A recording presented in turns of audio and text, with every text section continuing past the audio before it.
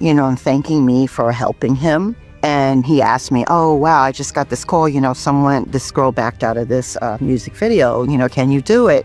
And I was like, I don't do music videos. And I needed a ride back to Manhattan. So I went along, and I never forget, I had the same clothes on that I had from the night before. The music video was called Straight from the Soul by Finesse and Sinquist. The whole premise was for me to jump out the car and go with these girls and get away from the pimp guy.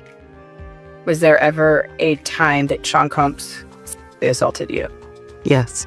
Someone called me up and told me that, he said, he has, video. And I was like, what? I approached a lot of people for help. I got things like, what do you want me to do about it?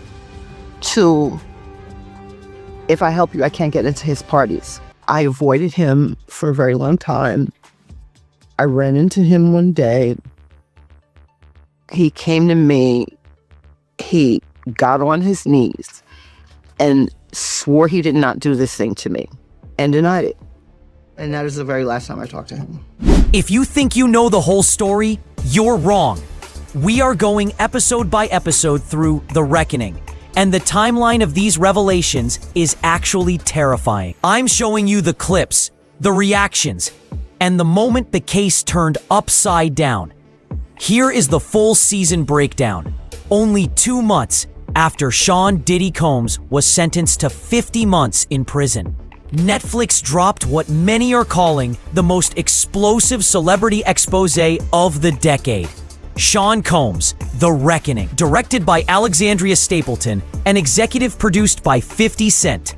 This 4-part docuseries isn't just another music biography. It's a full-blown autopsy of a fallen empire. The first episode opens not with a scandal, but with a dream.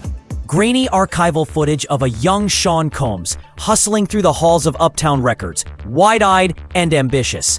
It's the story of a kid from Harlem with charisma sharp enough to bend the room.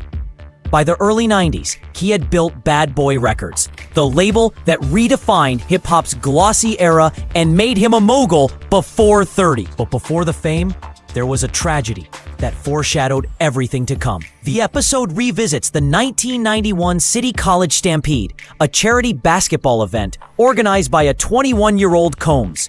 When 5,000 people rushed the doors, chaos erupted. 9 fans were crushed to death. I'm 19 and I always like seeing people entertained. And I thought, over the holidays, just wanted to throw a celebrity basketball game in Harlem. I was at the game, I was on the floor. All of us was there. Every rapper in New York, right?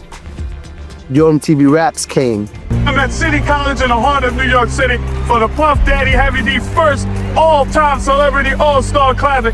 That was one of the biggest basketball games. If that would have turned out correctly, it would have went down in history. There's no more room, but everyone still wants to come. We open up the doors, everybody starts flowing through, but then thousands more come. Sean over-promoted, overhyped, and that led to a crowd.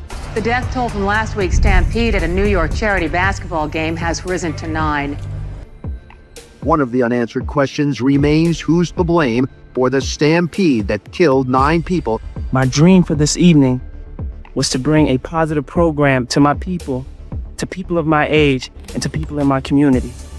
Whatever must be done to ensure that this never, ever, ever happens again. That's how he got super famous, was that game and those deaths.